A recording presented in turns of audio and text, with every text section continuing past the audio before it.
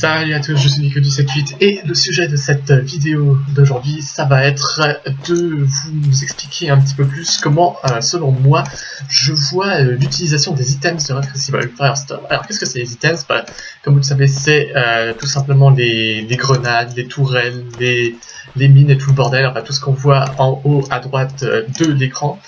Mais aussi les boosts, tout simplement. Donc voilà, j'espère que mon point de vue va correspondre à peu près au vôtre, puisque moi je vais vous expliquer plus en détail comment surtout rentabiliser l'utilisation de tous ces petits items. Alors déjà, avec qui je suis aujourd'hui? Je suis avec The Killer Pro, je peux regarder comme ça aussi, tiens, et avec Max, donc voilà, j'ai absolument pas besoin de tester mes items sur eux ou m'en servir comme cobaye ou quoi que ce soit, mais bon.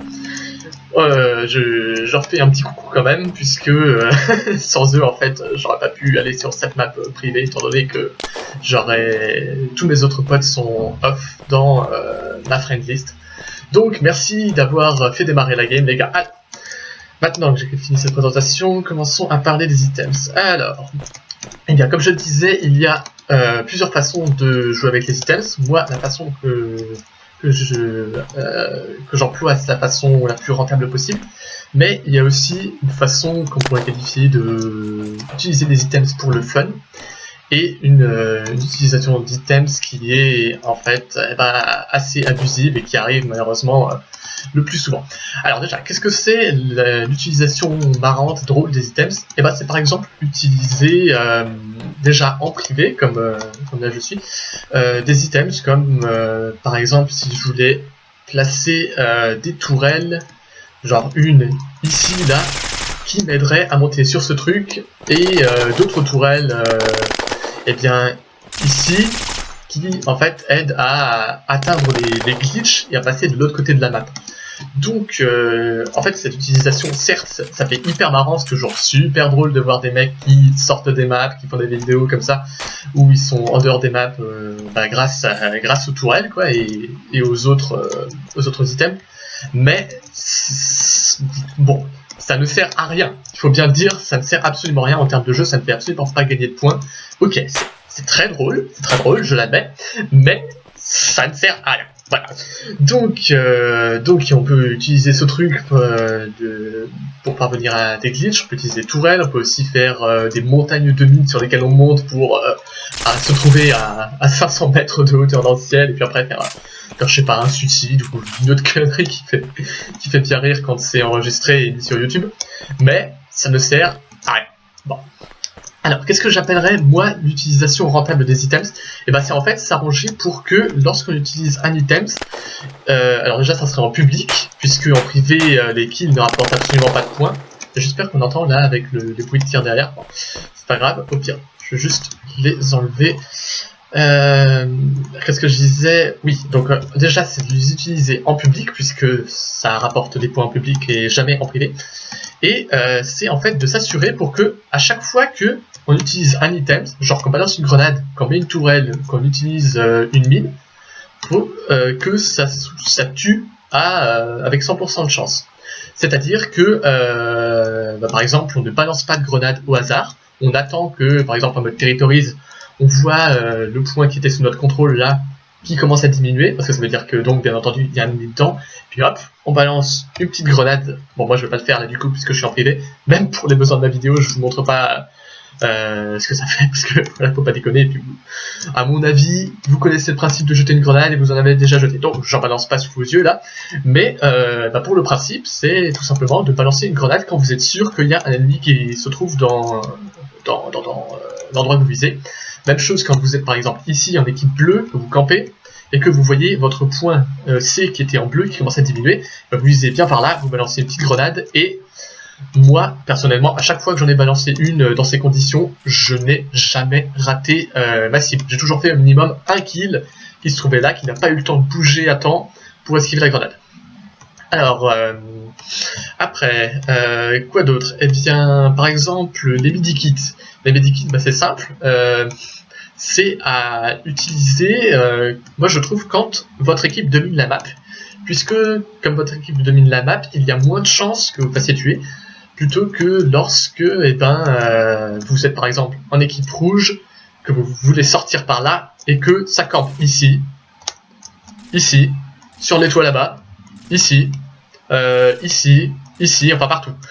Donc, en fait, l'utilisation de medikits, ça consiste à l'utiliser quand vous êtes sûr que 2 secondes après, vous n'allez pas vous faire tuer.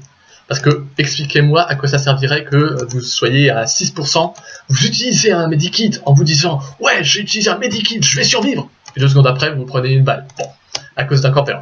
Ça serait pas du tout rentable. Mais bon, les medikits à la limite, c'est pas le plus important des items, puisque mine de rien, c'est celui que moi je trouve on gagne le plus facilement, notamment dans les récompenses journalières.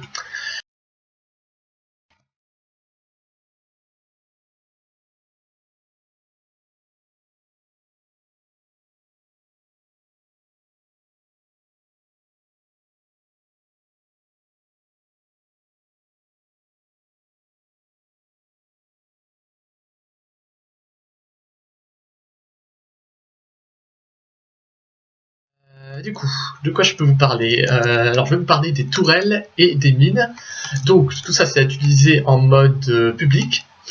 Et les tourelles, c'est simple, il faut trouver un bon endroit en fait où les placer. Moi, comme vous voyez, je préfère les placer par exemple ici, à un endroit où on puisse bien voir le spawn ennemi et où, à part les snipers d'en face, il soit très difficile pour l'adversaire de vous tuer en fait.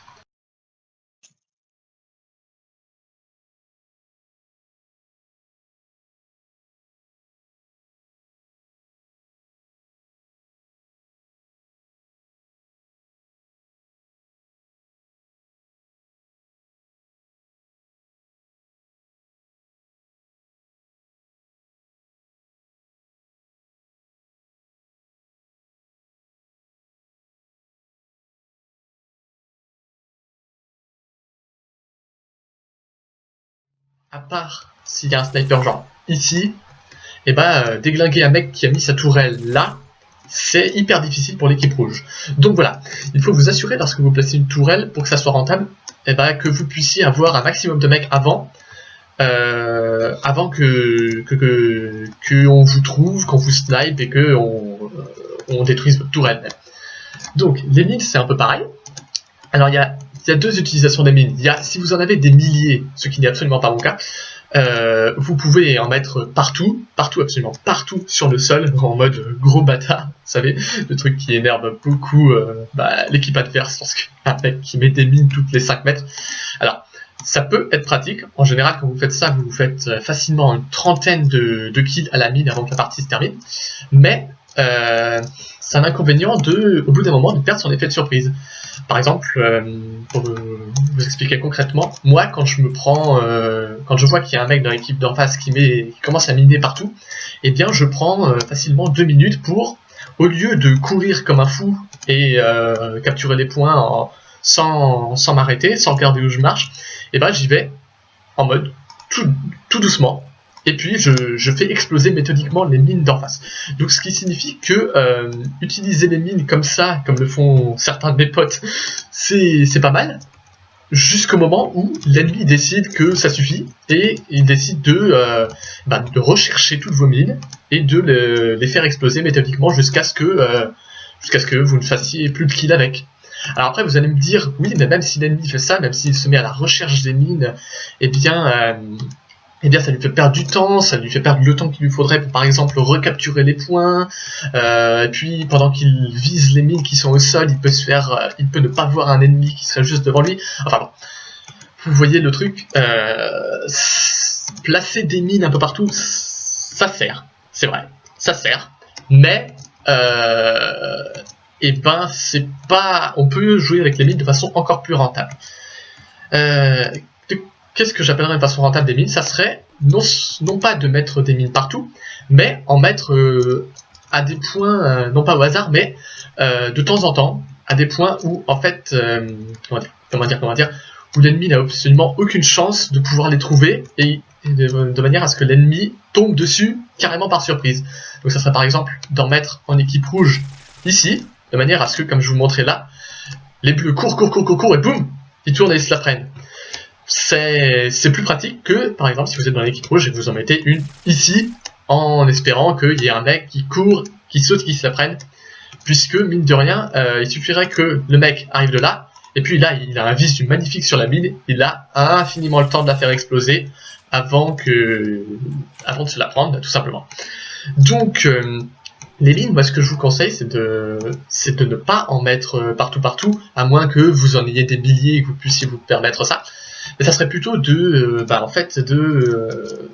choisir très méthodiquement les endroits où vous les mettez. Genre, par exemple, ici, comme ça, dès que les bleus montent, boum, ou alors dans les escaliers, enfin, de manière à ce que, quand vous en placez, l'ennemi ne puisse pas les voir de loin, quoi.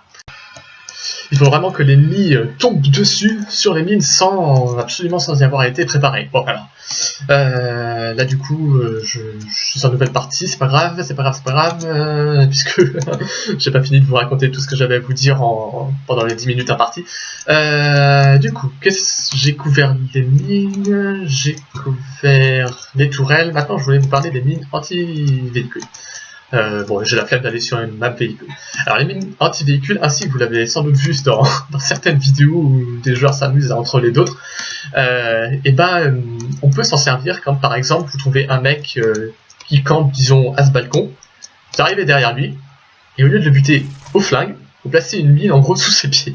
Alors, comme pour les tourelles, comme pour les glitches, comme pour tout le reste, c'est super drôle de trouver des gens de cette manière, mais ce n'est absolument pas rentable, puisque vous utilisez une mine alors que vous pourriez tout simplement utiliser 3 balles.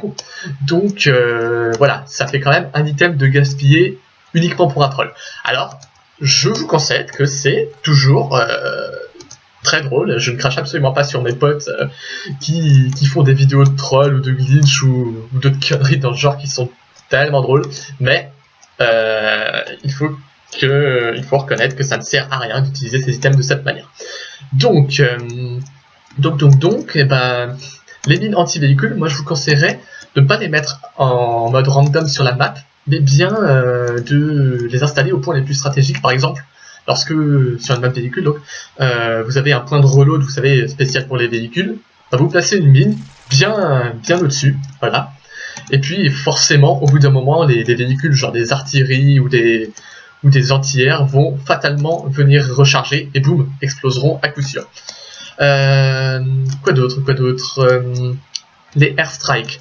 Alors les airstrikes, comment dire, les joueurs ont tendance à les utiliser un peu sur n'importe quelle map, à n'importe quel moment, et globalement, ils arrivent à faire des kills avec les airstrikes, mais ce n'est jamais sûr à 100% que vous fassiez un kill avec. Alors, pour rentabiliser au maximum l'utilisation d'airstrike, moi ce que je fais, c'est que je vais sur une map véhicule, j'attends qu'il y ait un véhicule qui passe devant moi, je le vise bien précisément, et puis je balance l'airstrike. Pourquoi sur des maps véhicules plutôt que sur des maps infanterie? Parce que techniquement, les mecs en infanterie, je peux très bien, moi et mes potes, réussir à débuter au flingue. Alors que, par exemple, si je suis en map véhicule, coincé dans un bâtiment avec seulement mon petit flingue et que je vois un énorme tank qui s'amène face à moi, et je ne peux absolument rien faire contre lui, à part lui balancer un airstrike. Donc, plutôt que d'utiliser tous vos airstrikes jusqu'au dernier sur les maps infanterie, et que après vous vous disiez « Merde, je suis coincé dans un bâtiment et il y a un énorme tank face à moi et j'ai plus d'airstrike, merde, putain, c'est trop con !» je vous conseillerais de garder vos airstrikes pour ce genre de moment fatal où vous êtes bien content d'en avoir.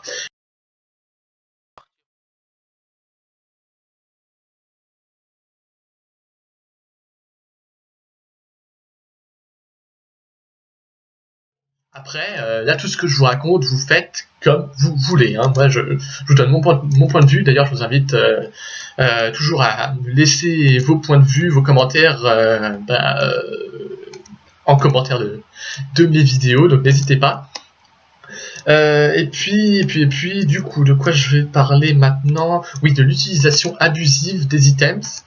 Alors là, je vais incorporer un petit enregistrement fait sur une partie toute récente avec 2 de mes potes, d'un mec qui utilisait, accrochez-vous, triple boost, tourelle, mais pas tourelle pour tuer les mecs, tourelle pour bloquer les entrées des points.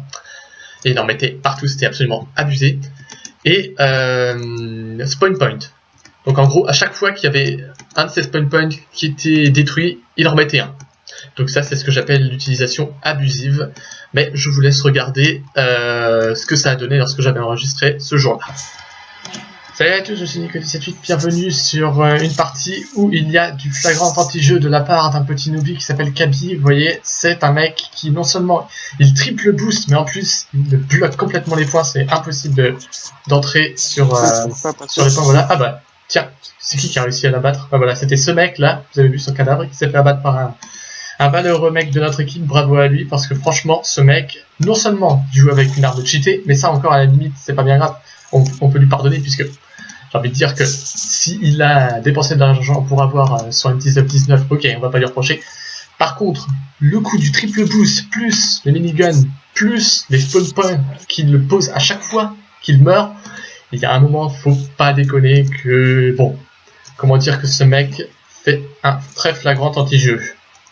Ça, je vais voir s'il y a un petit... Ah bah je viens d'avoir, j'ai eu de la chance, et vous allez voir que, donc là il était sur le bâtiment de sa tourelle, elle a un spawn protect, oui.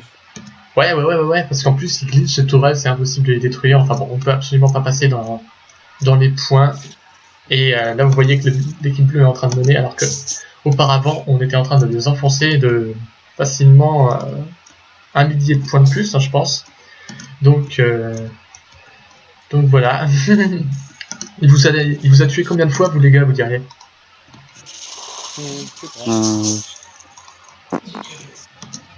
Ouais, on les compte plus à force. Ouais, clairement. Et puis, à votre avis, il a mis combien de points en tout? Moi, j'en ai bien compté 6-7. Hein. Pas mal. Pas mal. Pris 2. Ouais. Moi, j'ai pas réussi même à m'approcher d'un seul. Puisque, bah, ce mec, c'est une grosse plaine, alors ultime. C'est un truc de fou. Tiens, là, je vois le point B qui est en train de tomber, je vais même pas pouvoir la récupérer, puisque il y a une saloperie de tourelle juste devant. Donc, que faire? Et tiens, c'est lui.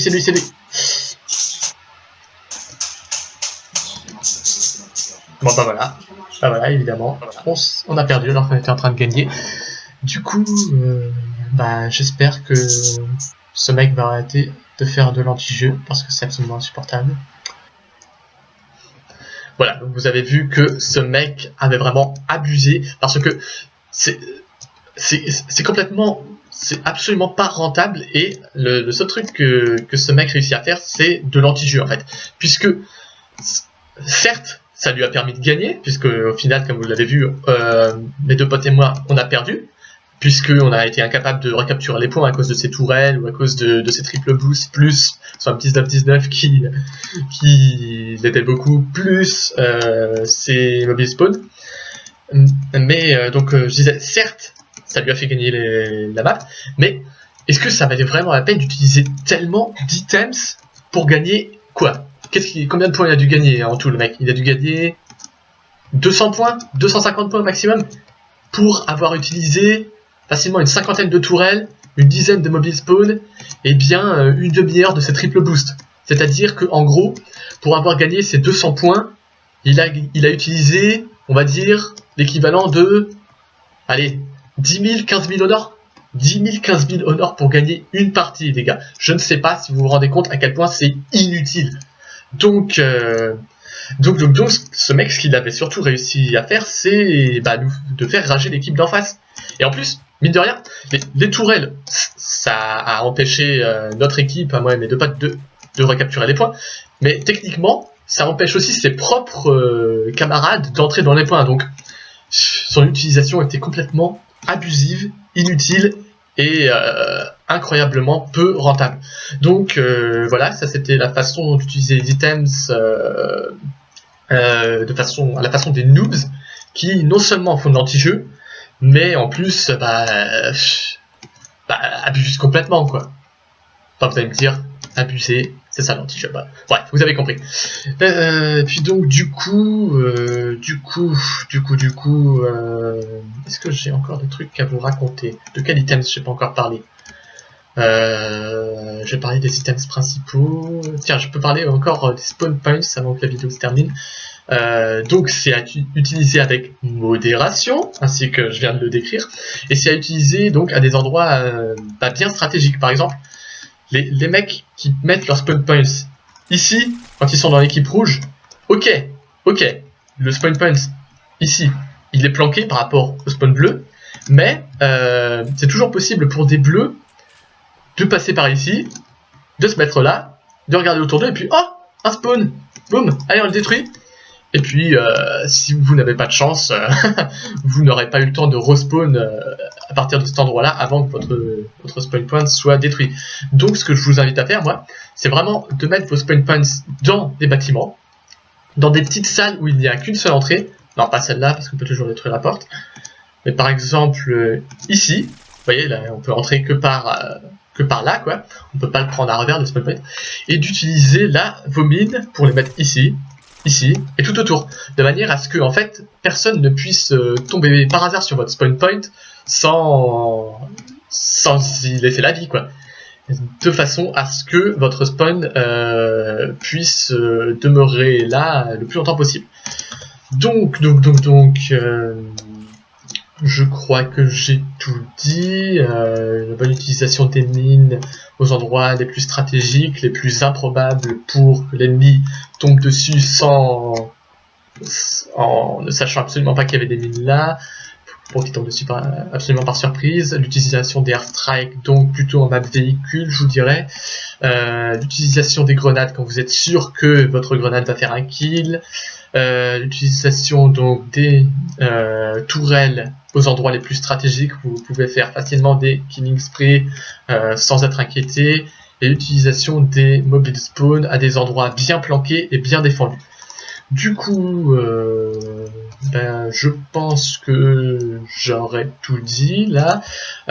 J'espère vous avoir convaincu avec mes arguments, mais si ce n'est pas le cas, laissez-moi vos points de vue dans les commentaires de la vidéo, s'il vous plaît. Je rajoute juste une toute petite parenthèse sur un item qu'on n'utilise pas si souvent, alors qu'en fait il est vachement pratique, la grenade fumigène. Alors, moi j'ai testé une bonne façon de l'utiliser, qui est en fait, lorsque on décharge son chargeur sur deux mecs, qu'on les abat, et que après on a besoin de recharger toutes nos armes rapidement, genre comme ça, et que donc pendant qu'on les recharge on reste facilement 10-15 secondes en étant complètement vulnérable, et bien je pense que c'est à ce moment là qu'il est le plus judicieux de balancer une grenade fumigène. Donc moi bon là j'en ai pas, mais du coup comme j'ai testé une fois la grenade fumigène comme ça, au lieu de vous barrer, de vous foutre dans un petit coin et de croiser les doigts pour ne pas vous faire tuer, et bien balancer un écran de fumée et rester dans la pièce où vous étiez, ça marche très bien.